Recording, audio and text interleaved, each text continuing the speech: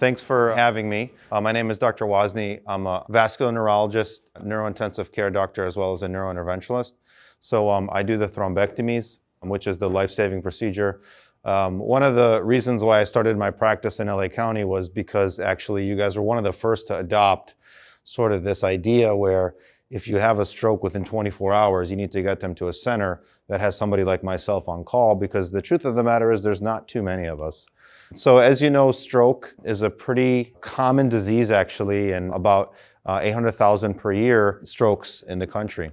There are two types of different strokes. There's a hemorrhagic stroke and there's an ischemic stroke. So the ischemic stroke is the type where the blood clot gets stuck in the artery and it causes the tissue that supplies to not receive any blood and become ischemic. The other type is the hemorrhagic type, where if there's a defect in the artery, like an aneurysm or an AVM, that's a rupture point, and so you get a bleeding in the brain.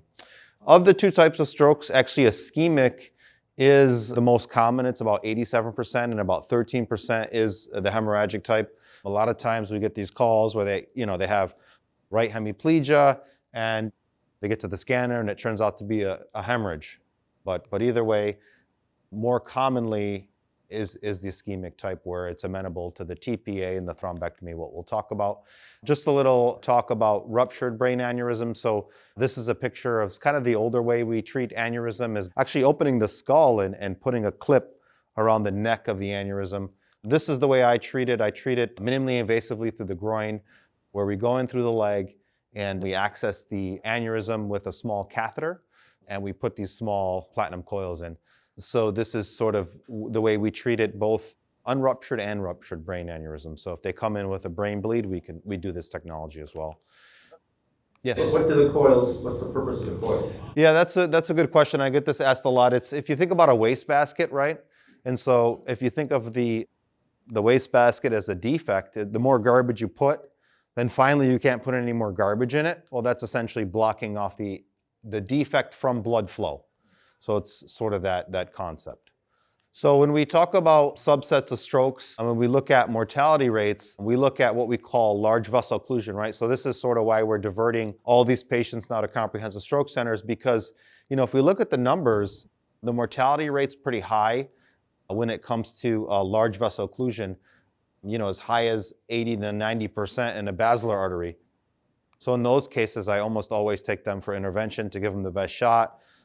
With an ICA clot, in the neck up into the skull base, we're looking at about a 50% mortality. So LVOs, if they don't get the treatment, don't usually make it. And if they do, they have significant morbidity. And, I kind of remind my staff, because, we get these strokes from the community, EMS brings them in, and, we do these procedures and they walk home. And now, a lot of the staff, if they're too late, they're like, oh, wow, they kind of forget on how bad this disease is without this life-saving procedure.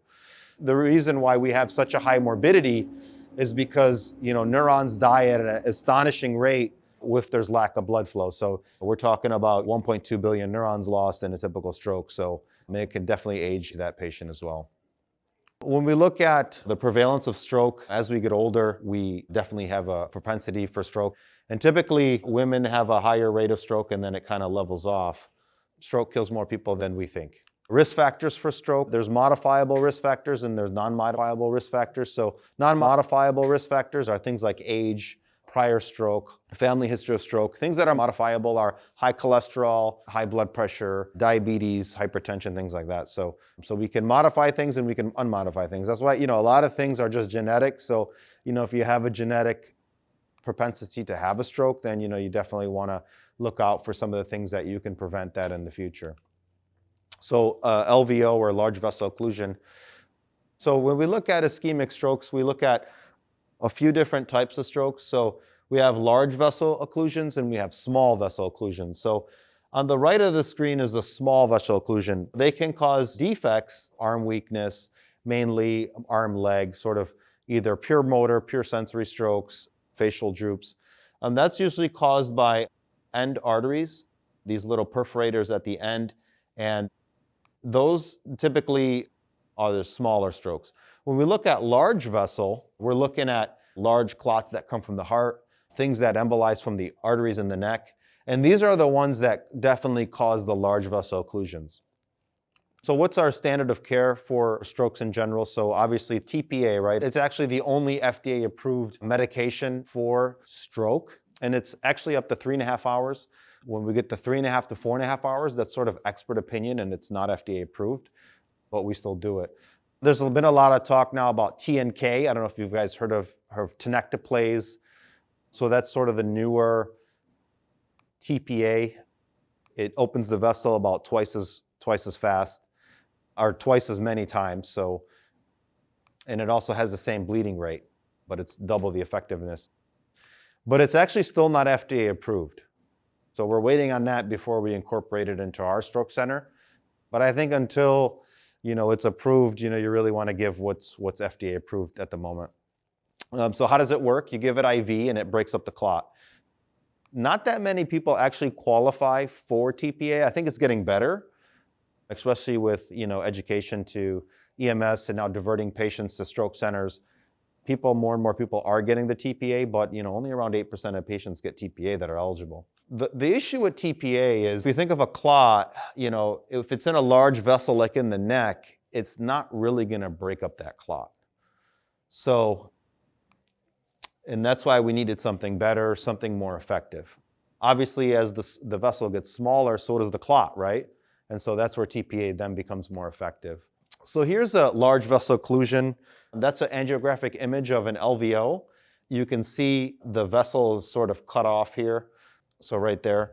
So it sort of just ends, right? So that should be all blood, or this, the vessels, how they look, the dark structures. So on the right of the screen, there's a cartoon of where that clot is. How do we know a large vessel occlusion? So, this is a pretty important slide. When we talk about large vessel occlusion, one of the things that, is a big part of you guys is to figure out, okay, when we see this patient, what's wrong with them, right? Where do they go? And so we've come up with things like the NIH stroke scale. I'll talk to you guys a little about the VAN score. You guys do a LAMS in the field. And sort of right now, if somebody has a face, arm, and leg weakness, then they're going to go to a comprehensive stroke center. So that's definitely a very sensitive tool to use, but that doesn't incorporate large vessel occlusions. That doesn't distinguish between a large vessel occlusion, because face, arm, and leg weakness can be from a small vessel stroke too. So one of the things that I personally do every time I see a patient, when you guys bring them into the emergency room, I do something called the VAN score, right? I do something called the VAN assessment. And this is basically how I look at every single stroke patient that walks in through the ED. So essentially what the VAN assessment is, it's a vision, aphasia, neglect, weakness score. And essentially what that means is if somebody has a weakness plus any of the 3 cortical signs. So when we look at the cortex of the brain, so the cortex of the brain is responsible for vision. It's responsible for aphasia or speaking, and it also is responsible for visualizing the world around you. So when the cortex is affected, that is very indicative of a large vessel, because something proximal is blocking that flow distally. So if somebody walks in and they can't talk and they have weakness, that's VAN positive, because you have a cortical sign, which is aphasia, and you have weakness. If somebody walks in and they can't see and they have weakness, again, VAN positive. So you have to have one of the 3 cortical signs and weakness. Now, if they can't talk, but they could move everything, unlikely going to be an LVO, because that clot is very distal to just affect the motor or the fibers of speech. So it's a very small clot. But when you start getting weakness and one of the cortical symptoms, it's a VAN positive. If somebody just has weakness, they're VAN negative. And that's kind of where, hopefully we can go in the future, because with the LAMS score, which is great, I'm not saying it's bad, but that doesn't take into effect any cortical symptoms. So somebody that just has face, arm, and leg weakness, but nothing else, is actually VAN negative. And when I look at them, I would be less suspicious for a large vessel occlusion. And then the NIH, so the NIH comes from the NANDS trial, which was used in 1996 for the TPA trial. What we needed was some way to kind of assess a neurological patient, like, okay, you have this score today, what are you at 90 days? And so they came up with the NIH And I'll activate the team if somebody comes in from the field and their NaH is really high. Like if it's above 15, that's very indicative of a large vessel occlusion. As it gets lower, it's less likely, but typically an NaH of greater than 10, if it's about 10 to 15, it's about 44%. And if it's greater than 15, it's usually pretty positive if it is a stroke that it is a large vessel occlusion. Can you give maybe some examples of each of the vision, the aphasia, neglect for the band? So we assess for the weakness, you're saying, in the field, but aphasia versus dysphagia versus delayed speech, are all those indicative of aphasia from your perspective? So typically a large vessel occlusion patient, if they have a large vessel occlusion, they'll typically look to the side of the lesion, right? So if they have a right MCA stroke, they'll usually look like this and they can't move this side and they can't talk. That's VAN positive, right? Because they can't talk and they can't move one side. If you walk in the door and they're looking to the left, right? They can't move the right side, but you notice they're not paying attention to any of this side of the field. Have you ever seen one of those patients where they're just kind of like this, but there's no regard to the right side of the world, actually? So that's a neglect. So they're neglecting the right side. So if they're neglecting the right side and they can't move, the opposite side, then that's considered a VAN positive. Vision is a little hard, but essentially, if they have like a hemianopsia, so if they could only see one half of the world and they're plegic on one side, again, typically indicative of a LVO. And slurred speech then would not be an example? So slurred speech is dysphagia. Dysarthria. So dysarthria is, somebody has slurred speech, but that could be, somebody with a Bell's palsy. They'll have a slurred speech. Somebody, again, with a face, arm, and leg weakness, but that's it, is going to have, anybody with a facial droop will usually have dysarthria. Now, aphasia is different. Aphasia is if you can't talk, right? So expressive aphasia, and receptive aphasia is when they don't understand you. So you'll say, okay, show me 2 fingers, and they'll just like look at their hand or something. Or they won't be able to follow commands. So what is the options for a large vessel occlusion? So obviously it's still TPA, but again, I told you it really works a few percentage of the time in large vessels. So we have intraarterial therapy and thrombolytics. Mechanical thrombectomy is sort of when we use the device. Sort of a history is these first generation tools that we don't use anymore actually don't really work. And this is the newer devices, these stent retrievers. They're this mesh stent that you can kind of grab the clot and pull out, and we'll show you an example of that. And this technology keeps getting better and better and longer and larger, and to treat bigger arteries and to grab bigger clots. And sort of this is how it works. It's actually a self-expanding stent. So once I cross the clot, I put this device up and then I unsheath it, and it expands automatically. And that kind of embeds into the clot, and that's how I can pull it out with the distal end there. So if we want to know exactly what I do is, so I go through the artery in the leg. I select the artery of interest. In this situation, it's a left M1 occlusion. So I go into the left common carotid artery, and I track an even smaller catheter from there. And I do these like telescoping techniques. So as I get distal, I use smaller and smaller catheters. I actually cross the clot, and I'll show you an example here. So here's an example of a clot. Usually it gets trapped into a bifurcation. So here is a M1 bifurcation. And so what I do is I actually cross the clot blindly with a small little wire, and then I put the catheter through that clot. And then what do I do is, and then I bring up the device through the smaller catheter, which is usually 0.14 of an inch in radius.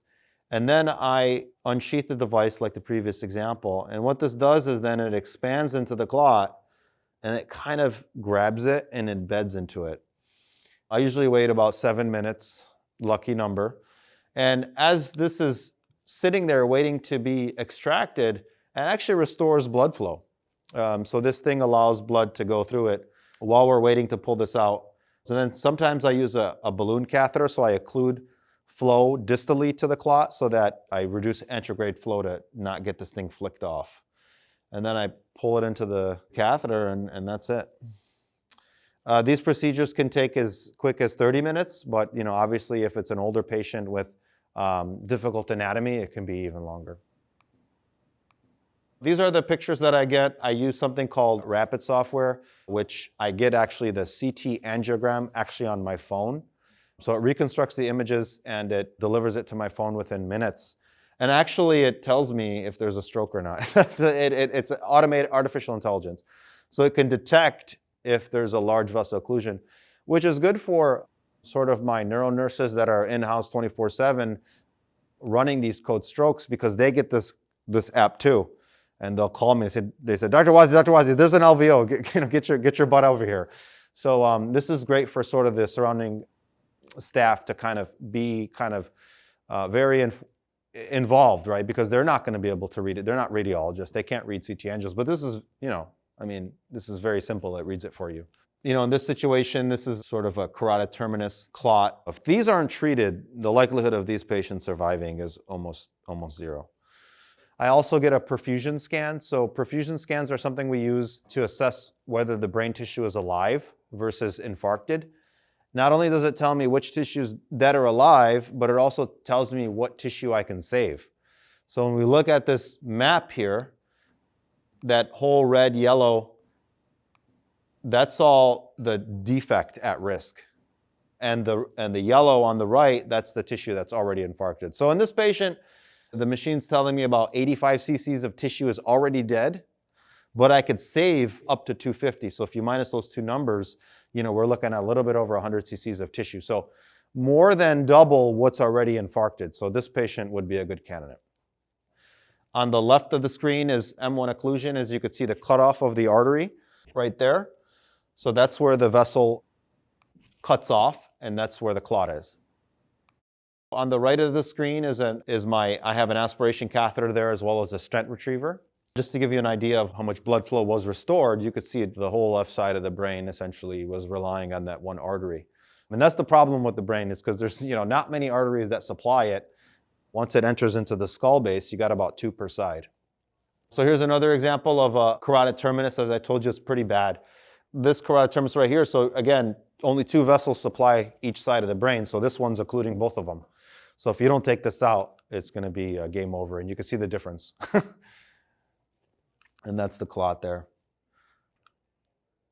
Here's another one, basilar. This is a non-occlusive thrombus, but fair enough, it's still pretty deadly. Again, in the basilar, if you don't take these things out, they're about 80 to 90% mortality rate. Even personally, I think it's about 100, but historically, 80 to 90. And that's afterwards, you take the clot out. So that's kind of where it is if you can't see. Sort of that, see how it doesn't opacify? It's not dark like the surrounding vessels. That's where the clot is. So kind of, where we are today, 2014, 2015 was kind of a big year for us neurointerventionists because we got 5 randomized trials. All were stopped early because the treatment arm, which is the thrombectomy arm, did almost double than the TPA arm. All of the trials, all 5 of them were all stopped early. And as we know, even I talked about earlier with tenecteplase, there's about 3-4 studies now that show that it's at least double as effective as TPA yet. I'm still waiting for the FDA approval. I don't know what the holdup is. So the fact that you have trials that are so effective that were stopped tells you how big of an impact this is. And this is kind of why the whole way we, emergency personnel like yourself, are changing the way we divert patients, is because this data. This is sort of the landmark data. Not only was it safe, but it was just as safe as TPA. So when somebody gets a TPA plus thrombectomy, it's the bleeding rate's the same. So thrombectomy doesn't add really that much increased risk, if any. There's no significant increase of risk. There's obviously risk, a bit of bleeding in the groin, radiation, things like that. But in general, it's relatively well tolerated. When we look at all these trials as a whole, so then we do a meta-analysis and we say, okay, where can we find benefits? Where can we find risks? When we really look at, this here, every category that we look at, age, NAH, location, risk factors, male, female, everything benefits endovascular therapy. So, really, which is good for me because I don't have to look at anything. I just, is there a clot? Is there tissue to save? Let's go for it. There's not really much to think about because everybody benefits. Even older patients benefit. Patients that are above 80 benefit more than younger. I mean, it's just pretty amazing stuff. And the number needed to treat is 2.6. So every third patient that I treat goes home, right? So number needed to treat is about 3. So every third patient benefits from the therapy. And it's kind of true, like every third patient that I treat typically walks out of the hospital. That was sort of, those trials were kind of like 8 hours. So initially we wanted to make sure it worked. And obviously, as the patient's clot starts and as that time goes on, the less likely they are to recover. So, but this therapy was so great that, they actually extended it up to 24 hours. So with 3 landmark trials, and actually, again, all stopped early because the treatment arm did so much better. And actually the numbers were very similar in terms of outcomes. So the last thing I want to talk to you guys is about cerebral blood flow. So you get there, you see the patient, they're having a stroke, and you want to get them to the nearest stroke center. And we want to rush the team in, we want to do all this stuff super, super fast. And the reason is because cerebral blood flow. So normal cerebral blood flow, or the blood the brain sees, is about 50 to 60 ml of blood for every 100 grams of brain per minute. I know it's confusing, but essentially the number is 50. So that number has to be above 50. As the blood flow gets reduced, the brain tissue starts to become dysfunctional at around 20, and about 10, the brain tissue is irreversible.